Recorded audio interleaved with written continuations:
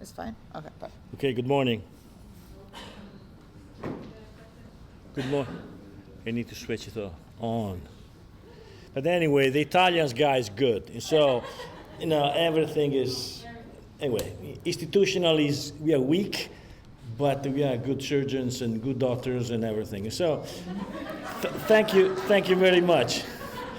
And, first of all, my education, because they changed my title. And it was very useful because, education is something that I've been learning so much in my experience since the beginning, and it's not only related to medical school. And so this morning, I went to the gym at 5 o'clock because it doesn't open until 5 o'clock. And so what I do is try to educate myself, not fast walking or biking, but I was hearing podcast from Father Giussani for 10 minutes. And the title of the podcast, and I invite you to listen, is "And Who Do You Say That I Am?" And there is a sentence that I will repeat during the talk, that we are loved much more than we get wrong. And so this is a lesson that I learned during my life. And so I'm very pleased, I have no disclosure, I'm very pleased to acknowledge two people. This is not two people, meaning that this is Enzo Piccinini with Father Giussani. And so I had the fortune at the beginning of medical school to meet that guy, Enzo Piccinini, and he changed completely my way of looking myself, and of course also to work and to learn what I've been choosing medical school. I'm an orthopedic surgeon, and Enzo was a general surgeon. All the time he was saying, orthopedic surgeon, you are a really wild surgeon, rude surgeon. So anyway, we are good, yeah, and we do good things. But anyway, Enzo is a servant of God, first of all, and he introduced how the faith is totally reasonable and can have a great power in learning and facing the reality. And so my belonging to his friendship is because he got me into the faith as a generator, as something that generated all my life. And look these photos. No, Enzo has, just because he was crazy, so surgery, driving, meetings, everything, but soccer was something that he loves. And every time, but look at the photos. Look, all the people are smiling except one, Enzo, the fighter. So he was a fighter because he really, everything was seriously taken. I think this is a great message, but not because you are sad, but because everything you need to understand and to meet something nice in life, and you should be happy, even if it's like yesterday. Yes, okay, but it's not sad. It's just fighting for the meaning. Okay, and so there is another person that I would like to acknowledge, and this one. No, come on, afterwards. Come on, don't be quick. And so the Enzo Piccinini Foundation envisioned from the beginning an award in his name, established, because I was at the beginning in that foundation, I'm still in that foundation, established precisely for this, to discover and recognize what faith generates in the search for truth, and to honor those who are driven by this search in every field: scientific, cultural research, in charitable works, in facing and living through illness, in the study of economic and social model based on subsidiarity, etc. So Elvira received the award October 26, 2011, some days ago. But he lives in the fridge, so he's always the same. It's incredible. Okay, we learn from Father. I'm sorry, I read because jet lag, and if I'm gonna talk about jonatoplasty, easier, and so I can talk just. But now I would like really to be precise. We learn from Father Giussani that throughout Christian tradition, education is not a matter of tools, as we learned in those days, that individuals or communities equip themselves with, but rather a matter of lived truth of the person who takes on the role of educator. Education is a communication of the self that is one's own way of relating to reality. In fact, communication and education is an affection lived with a relationship, friendship. We still see that educating is entirely inherent to research for the care of sick. We are constantly being educated, and we are educators. We can therefore clearly understand how tools in the process of knowledge and care become indispensable in their proper usefulness, but this is not the subject of my relations. And so, before going on, and I would like to underline what Professor Kleiman said during his fantastic lecture Friday night.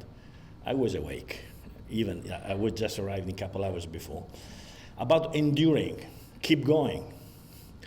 And so I think that a lady said, okay, you were able to keep going for 8 months for love. And so I think that keep going and enduring forever is not possible for human being. Impossible. And so this is what I'm going to try to talk about. Could we endure ourselves? Could we keep going for 40 years, do research, taking care of patients, having failures, having success, but like in the marriage or in the vocation, can you say, I'm gonna love you forever? I think it's impossible. Or do the marriage or the vocation, you can say, okay, I'm gonna take care of you forever. Come on. Should be another factor that is taking care of your forever. Anyway, I would like to begin my recounting a recent congress I organized at the University of Modena when I invited the greatest expert surgeons and engineers from around the world who are engaged in the application of advanced technology to prosthetic surgery, robotics, navigation, augmented reality, AI, and more. And I introduced the conference with these words and with this image I did the pictures. 2002, just after the big event. And so I said to everybody, because this is my heart, I realize that everything I have and everything I have done is a gift. In a way, we are all gifted people who have received precious gifts. I thank God for gift of life, for my family, for my teachers, mentors, colleagues, medical students, residents, and fellows. And this is, I learned this from a professor that was in Chicago and then why? Okay, Thomas Andriaki, that when he retired was a famous engineer. I like engineers. I think he's a little bit better. Anyway, and in the introduction of his lecture, retiring, he says, our knowledge comes from the patient. I think that is the truth, but we forget always. We treat the patient just numbers. You know, for privacy, we cannot tell to the patient in the word, Enzo Piccinini, but a number. Never done.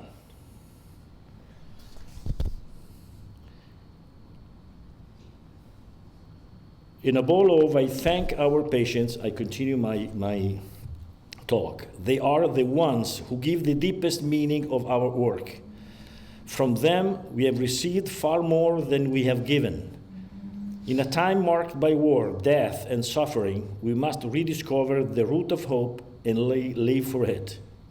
It is from hope, not from doubt or uncertainty, that the search of truth and knowledge arises. And only by being rooted in this hope, we can build a new future, even in the face of the many challenges of our profession, the care of patients. And this is for an engineer, because now with the technology that we have, we can quantify the motion, the surgery that they do. And so I can understand if the clinical outcomes can be better and can be improved looking at the data that we have. Why I'm here? I received an email from Elvira, which I experienced as a call, not a phone call. Every circumstances in life, for example, in our profession, when we meet a researcher, resident, a fellow, or meeting a patient, is a call. The surprise of Elvira's invitation immediately stirred in me a profound sense of gratitude, even if I was in the States and in Europe around. But I said, okay, I cancel a New London meeting. I cancel a Greek meeting because I wanted to be here to learn, and to the gratitude for this invite. Because responsibility, in fact, means responding to someone, to reality that presents itself to you, always. When I look back at my personal and professional life and recall what has happened, both in joy and in suffering, I had surgery in the back, so I know what it means about MRIs and all low back pain and everything. Suffering, I understand that everything has been for a greater good, and I'm grateful for this, as I am for what will inevitably still come. Gratitude arises from recognizing that what happens to us is a gift, not for the fruit of our own abilities. It is a gift that God gives us, because it is He who gives us everything, and this gift has a purpose, our happiness. And this was, I understood and I learned from Aethos, staying with him. Happiness, the book. If you have chance, read the book for Marco Bardassi. Therefore, to live, rejoice, toil, and suffer, so that happiness may be all-encompassing, is part of God's plan for us. God loves us because He wants us to fulfill His plan in our destiny. Cardinal Cafara was a Cardinal Bologna years ago, and said, I quote from memory, so it can be not precise, but it's fantastic. Man's work, what we do every day, is the tireless approximation to the fulfillment of God's plans for us. And Pope Francis reminds us, work is nothing but the continuation of God's work. Human labor is man's vocation, received from God at the end of the creation of the universe. My friends and patients who suffer are for me a great grace. Unfortunately, I have several friends that are sick for very bad disease. Because of great grace, because through their witness, I see then, even in illness and pain, there is a hope. And this was demonstrated during the days. This hope is born of the love of God encountered and the communication with friends, in whom it is evident that the life is transformed by the encounter with Christ. Christ conquers everything. What a great responsibility it is to be a friend. And this is a poem of my friend Danielino. And he made the poem just a couple weeks before dying. And I asked the permission of the wife to share with you this. You are beautiful. In the tangle of the TV cable that play with me in bed. You are beautiful. In the nurse who gently dances all night around my care. You are beautiful. In the night whispers of the hospital ward. You are beautiful. In the wound that embraces my entire back for a sarcoma. Soft yet firm, immobilizing me in sleep. You are beautiful in the caress of dreams, rivers flowing silently, yet noisily in my thoughts. You are beautiful in the steam locomotive that passes periodically and impetuously in the nearby bed of my Moldovan companion. You are beautiful. In the slow, sweet passing of hours that arrive to embrace their dawn. You are beautiful in the emerging gift of gratitude that gradually envelops me. You are beautiful in the waiting for you, who sustain and nourish my heart. You are beautiful, O holy face of Jesus, who hide in everything to reach my poor heart, while carrying into your infinity, make it at one. I adore you, my beautiful one. This poem, written by terminally ill Franz, so is now in heaven, testifies to a life transformed by an infinite love. To give and to offer is not the fruit of our abilities, nor of those of the many friends from whom I continuously learn. It is a mystery. It is the work of God, Opus Dei. Our task is to stand before it and participate in this friendship. Human maturity, and if I look at myself, I'm 66, so I'm quite old. And so I need to look back and what I found, what is important for us and for me. Human maturity is shaped by meaningful and foundational encounters that have revealed and continue to reveal a task and a purpose in every aspect of life. And this is man, woman, fact, circumstances. They're not conceptual. We must remember this and become aware of it, constantly striving to preserve in living life as encounter while seeking new teachers and witnesses. And this is fundamental. Try always to find masters and teachers in life and in science.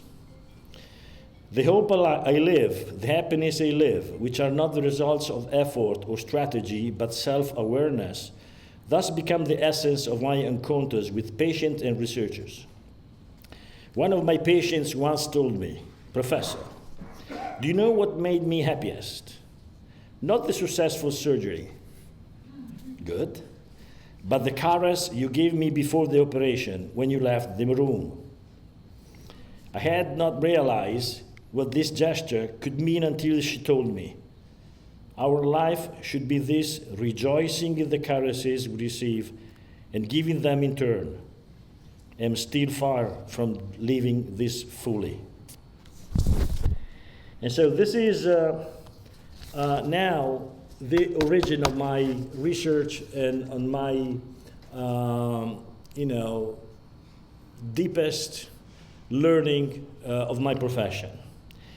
And everything started from Enzo, of course. And in the third year of my orthopedic residency, many years ago, while serving as student representative in the board of directors of the University of Bologna, I wanted to delve deeper into the most innovative topics that could document the quality of surgery and provide insights for advanced surgical programs, specific rehabilitation in patients with hip and knee osteoarthritis who underwent joint replacement. I shut myself in our library for 3 months. This is the library. So this is why it's good to be there for 3 months. And finding 3 world-renowned professors, all engineers. I wrote to them asking if I could do research with them for 6 months. And they responded quickly, accepting me as research residence, and so Mayo Clinic and MIT. And so I left for USA on May 1st, 1986, with very poor knowledge of English. When I was in MIT, after 3 hours, I went in the ground just to relax with the brain smoking because it was terrible because I was always translating. It was terrific. But anyway, I met very nice people. I spent little time at the Mayo Clinic because N. Muchao was a very rigid from China. And so after 2 months, I escaped and I went to MIT again. And Professor Mine welcomed me warmly. And he was the only surgeon among many engineers, and he involved me in a unique project at the Massachusetts General Hospital affiliated to Harvard, they had implanted a hip prosthesis capable of measuring joint loading at the hip. For more than 2 years, I traveled back and forth from the United States, and when I returned in 1988, and I founded at the Rizzoli Institute the biomechanics laboratory with all the technology donated by MIT. So it was amazing. Software and some technology, everything was gifted. From there, my scientific and surgical research was born and developed, always seeking new mentors in Italy, Oxford, Florida, New York, and the research continued. So this is, Professor Mann on the right. His wife, affected by rheumatoid arthritis, very bad, and he passed away before him. This is my bird, and Professor Donati, now he's the chief of the Rizzoli Institute of Ecology, Orthopedics. We were together. The second picture is in the middle, Al Bernstein, that I'm just with the hand on the shoulder, and Gary Miller, and a great surgeon was a great guy. I never see a glove about 10. So your hands, it was like this. It's amazing. Anyway, but Al Bernstein was special surgery, and Gary Miller was in Florida. And this is our patent with Oxford Nuffield about total ankle arthroplasty. I heard many years ago the two fundamental phrases for research and for life, and they remain crucial to me today. Yet it is necessary to verify whether they truly transform our life and profession. I still carry out research tirelessly today because each time I discover something new and I renew my professional experience, both in the clinic and surgery. Enduring. Why? I think this is just in my mind forever, and I try to teach to all my students everywhere I go. New ideas and solutions come from raising the right question. This is the most important thing, because most of the time the question that we arise is not related to reality, is what we think. It's not a question that is an unmet needs from reality, from the patient, from everything. And this is Al Bernstein. This is a great engineer, and I'm sorry, I take a little bit, but no problem. Every year, every 2-3 times I go to him, particularly 10-15 years, I have a lot of ideas. And Al Bernstein said, Fabio, sit down. Okay, what's the main question? Why you are doing this research? Why you want to design this new prosthesis? What's the main question? So this is fantastic. But the second is even most important. Chin Ranawat passed away just a week ago. Was one of the famous special surgery, hospital special surgery surgeon, and this is dramatically true. Historically in life, improvement only occurs when one understands the reason of failures. This is not only for an implant. It's not only for a methodological process, but even in the life. Why we are unsuccessful, but we're gonna see later what does it mean also in our relationship with the patients. During the time, this is a second phase. So this is just a research and my starting point on the research. So MIT, Mayo Clinic, and Nuffield Orthopedics, and so on. Then, with Enzo Piccinini, started the second phase that is more related to my life and my patient care. During the time when I was president of the Compagnia delle Opere, I don't know how to translate it, I'm sorry. Anyway, is one sector of the movement of Comunione e Liberazione. In the early 90s, thanks to Vittadini's encouragement, I met the Scardovi family. They had begun welcoming people into their home and wished to find a larger house to expand this work of hospitality. Upon the premature passing of Novella Scardovi in 1996, Enzo called me and meet me and told me to leave all the responsibilities I had with the movement of Comunione e Liberazione to follow the reality born on her. Over time, I understood that what Enzo indicated was not the need for an institutional role, but for maturity in the experience of charity. This was I learned, and I'm learning now also. I owe everything to Enzo because he understood what I truly needed as a man, academic and surgeon, to be myself and to live a faith increasingly rooted in a relationship with the truth of reality, founded on charity. I'm still bound in this community of men and women who, in their dedication to the work and to Christ, continually renew the true question in my life. My wife Patrizia also shares this communion. Among many things, Novella wrote this: in that encounter with normal, simple people who nevertheless expressed the ideal of life and manifested in what they lived, the things they believed in, for the first time I saw the power of welcome. Because when I felt it myself, so free, so true, I was truly changed. I began to believe in life, but above all, to believe in and to desire to discover what is inside the person, a greatness that is greater than what is visible from the outside. And this immediately fascinated me. Thanks to my wife, Patrizia, that is incredibly generating relationship everywhere. In 2024, I met Mireille and her family in Yaoundé, Cameroon, and the Bouchamp family was with us, and so I met them in Yaoundé, so incredible. There, Mireille is responsible for a center of welcome and support of street children who live in terrible conditions for abandonment and violence. In this encounter, and thanks to friendship with her, I saw even more clearly how charity and self-offering to Christ can generate change even the most suffering and abandoned man and woman, restoring him to the Father with a renewed awareness of self. Mireille's words: it is not who changed the children, it is God. It's not us who change the children, it's God who changes the heart of man.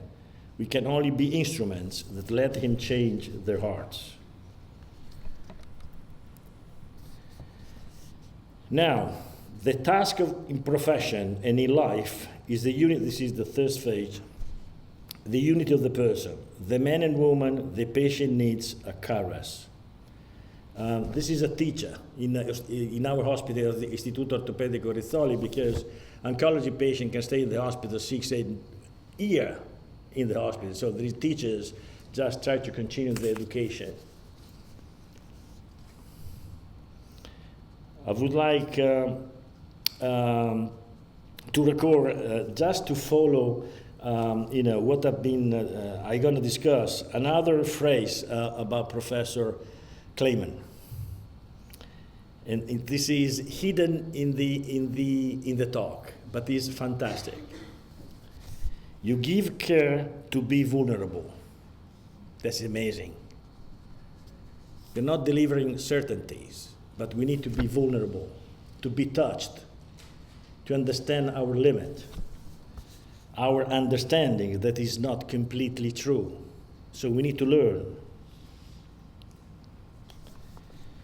The fundamental question that I often ask myself in my work, and which I want to ask here, are: what does it mean to care of the sick? How can we care for the sick? To attempt to answer, I quote Giuseppe Moscati, physician and saint of the Church of God. And Giuseppe Moscati is incredible, was a scientist. No, he was the first one that invented autopsy to understand the relationship between disease and organ disease. Amazing. And then he was a great saint. It was not science, but charity that transformed the world at certain times, and only very few men have gone down in history for science. but all can remain imperishable, a symbol of the eternity of life, in which death is but a stage if they devote themselves to goodness. It is the event of encounter with the person that makes it possible for the Christian, and therefore also for the Christian physician, to participate in the charity of God. This participation in the reality of the person, whether health or sick, allows us to grasp the meaning of the limit as a constitutive and inescapable factor, vulnerable. If we don't think that we are limited, we cannot care the patients. We can't learn anything. Awareness of the limit generates a serious stance before reality. First, the awareness of one's own human limit, and then of our professional limits. Limits belongs to the nature of man and is a factor of growth because it introduces a relationship with reality aimed to knowledge, not at one's own measure. What is the driving force of human action that allows us to see limit as a factor of growth and change? What is the driving force? It is the infinite desire for happiness that every human being carries within himself, whether healthy or sick. This is a better view of the picture that I showed you at the beginning. I was astonished finding here in the state, after that big events, that kind of consciousness. The spirit of man is not defined by the greatness of this action, but by the dimension of the heart. Incredible. After 1,000 people there, it was incredible. It is the heart that makes every man unique and unrepeatable. It is his desire for happiness, for the infinite, for the beautiful, for the true, for the just. To care for the sick person, therefore, means to care for his uniqueness for this person. Limit, illness, and death are signs of the human condition. And within the limit, happiness can still be desired. Man desires eternity. He desires to live forever. How can these two factors, limit and infinite desire, so true and so constitutive, be reconciled? The unity of the person, where limit and desire coexist, is possible only through an act of God who makes himself present and with his mercy saves and fills the human heart. Thus, we have the certainty, the hope of change, because we know the time and the space in which God, in Christ, has entered our lives, transforming them. He had made this possible for us to value ourselves, to love one another, and to become attached to reality. Jessica, a younger mother, welcome at the House of Hospitality of St. Joseph Santa Rita, close to our city, expressed in this way: how can I love my child? And she wanted to have an abortion of this song. He doesn't want, at the beginning, I refused this song. If I do not have love myself, if no one loves me, being with you, with the community, I've learned to love myself, and so I can welcome my son. Now the son is a big one, going to university, and he has a very nice life. Look at the tradition is essential to understand the reasons of our actions today. How did hospitals come into being? As companionship at the hour of death. Religious men and women accompany the suffering from plague and smallpox until the end. Care was born from the acceptance of limit, even of death itself. Love for the person was greater than the fear of dying from contagion. This is an extraordinary example for understanding how to live charity and hope today. To love the patient above all before considering our ability to succeed. The relationship with the patient is not based on a technical performance, but first of all, on an embrace. Albert Camus wrote, "Care is a total sharing in the realization of man's happiness, In other words, is charity. The patient who asks us to care for him is a gift. He demands a human, and therefore also professional relationship. Again, Monsignor Carlo Caffarra, the Cardinal, at the inauguration of the academic year many years ago, reminded us that the problem of man and of physician is not first of all ethical, but anthropological. It's not about constructing laws and norms or guidelines of behavior, but about living in the instant of the care relationship with the all-encompassing desire, in which, in the name of Christ, the transformation of my life takes place, and by God's grace also that of the patient. Caring for the sick person as an offering is not an ethic, but the affirmation of the other's I. It is to put our freedom as men and professionals at stake before the patient. What do we need then? We need a point of reference, a mentor, with whom we can learn and verify the quality of our work. We must remove all self-referentiality from our profession. The first verification of the quality of our work lies in judgment of the patient, in the relationship established with him. It is the patient who bears witness to our success and our failures. When our intervention fails, there are three possible attitudes. I learned this very strongly and with pain. Indifference. This is what I've been feeling and experiencing. Indifference. The failure is reduced to a statistics, a percentage of unsuccessful cases. Cynicism, that is the worst one. One ceases to take risk and innovate because one is scandalized by one's own failure. And this is the real one. Acceptance of limits as a resource, asking forgiveness of the patient for our limits, and start again with humility and responsibility. It is the third attitude that allows for a new beginning and tireless work, especially on failure, make it possible to progress and find new solutions. Evaluating failures is indispensable. Within a serious relationship with the patient, with the collaborators, and in research, where happiness and truth are the foundation, a necessary method is born: correction. Humble. Wanting and practicing correction with patients, colleagues, and mentors is the true principle of knowledge and research, even at 60 years old. I need to be corrected in what I do. Correction frees us from self-referentiality and opens reasons and heart to novelty, to creativity. I'm concluding, no worries. This is celebrating 2000 robotic surgery and joint arthroplasty of the lower limb. So this is a nice picture.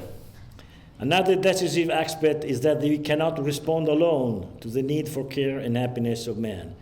An operative friends is necessary. Physicians, nurses, physiotherapists, technicians engage together in a common purpose, the care of the person.